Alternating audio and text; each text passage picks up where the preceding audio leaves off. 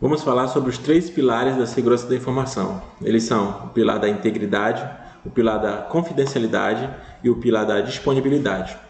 Para ilustrar esses três conceitos, nós vamos tomar como exemplo alguém que deseja escrever uma carta e enviar para uma pessoa. As ações são as seguintes: você precisa escrever a carta, colocar a carta no envelope, enviar a carta. A carta deve ser recebida por quem tem o direito de ler. Essa pessoa vai abrir o envelope, vai ler o conteúdo e depois vai guardar essa carta numa gaveta ou numa pasta. 2 dias depois, essa pessoa precisa acessar novamente essa carta. Vai acessar o arquivo, vai acessar a pasta onde ela guardou e vai abrir novamente o envelope e vai ler o conteúdo.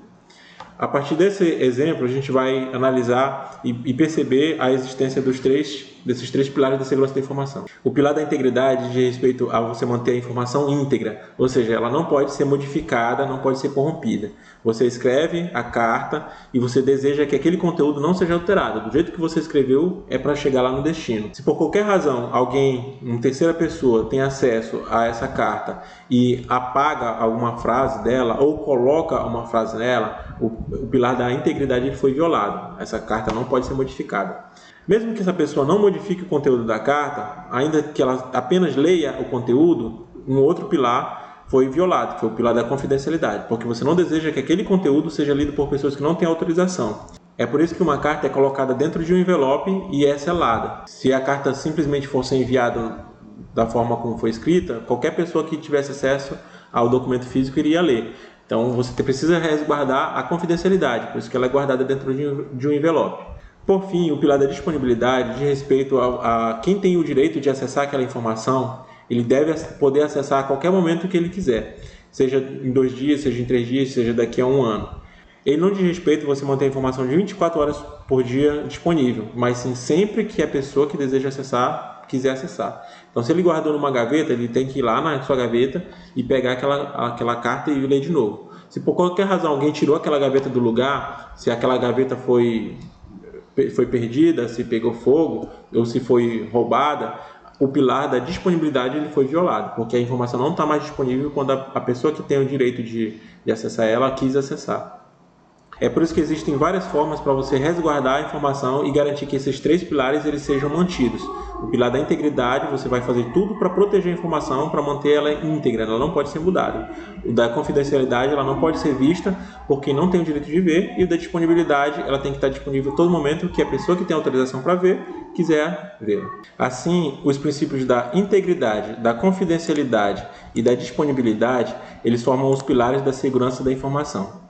Porém, a partir deles, outros conceitos foram derivados, como os princípios da autenticidade, irretratabilidade ou não repúdio, e o princípio da conformidade, ou também chamado princípio da legalidade.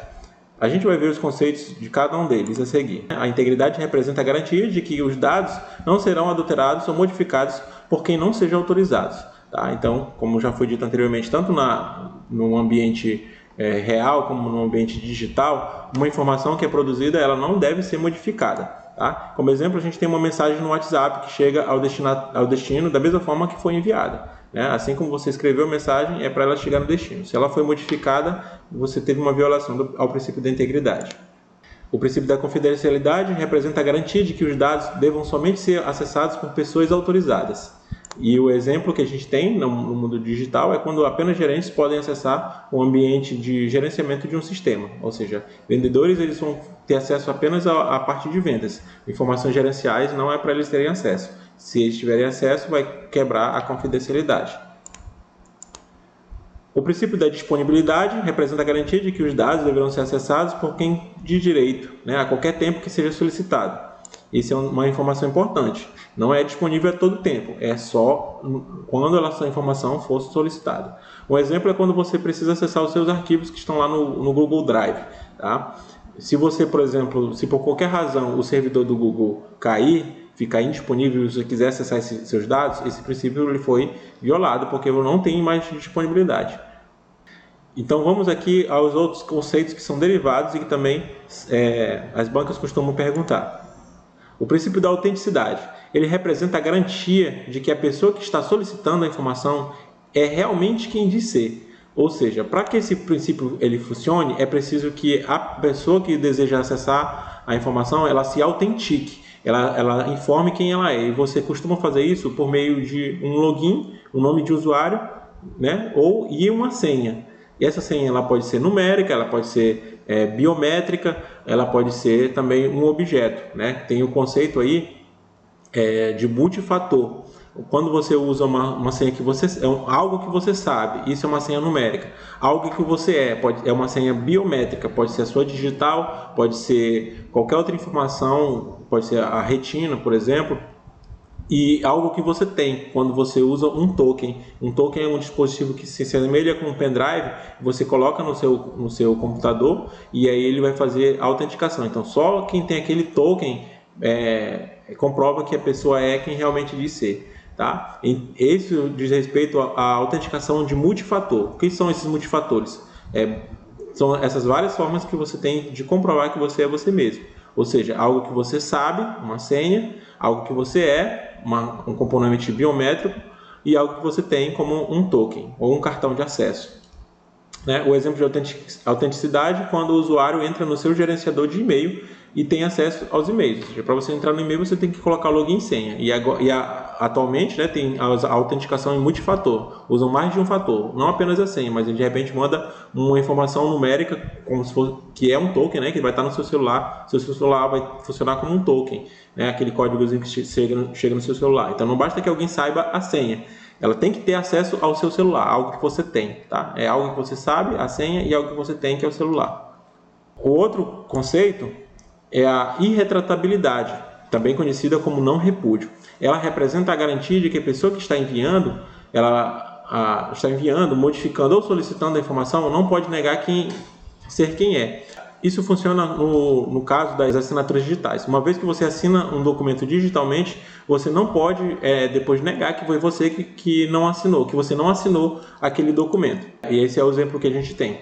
O princípio da conformidade, também conhecido como legalidade, ele representa a garantia de que as normas e regulamentos e as leis estão sendo cumpridas para proteger a informação.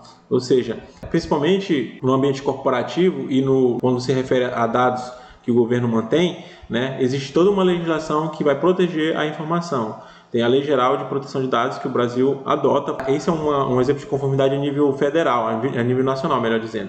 Mas existem algumas regulamentações também a nível local. Uma própria empresa ela pode ter suas regras que definem como a informação deve ser protegida.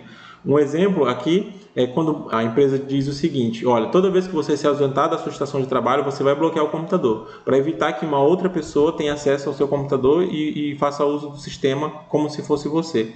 Então, uma regra que diga bloqueie o computador sempre que você se ausentar faz parte também de um critério da segurança da informação, o critério da conformidade ou da legalidade, assim como um critério mais abrangente, como a Lei Geral de Proteção de Dados que o Brasil adota.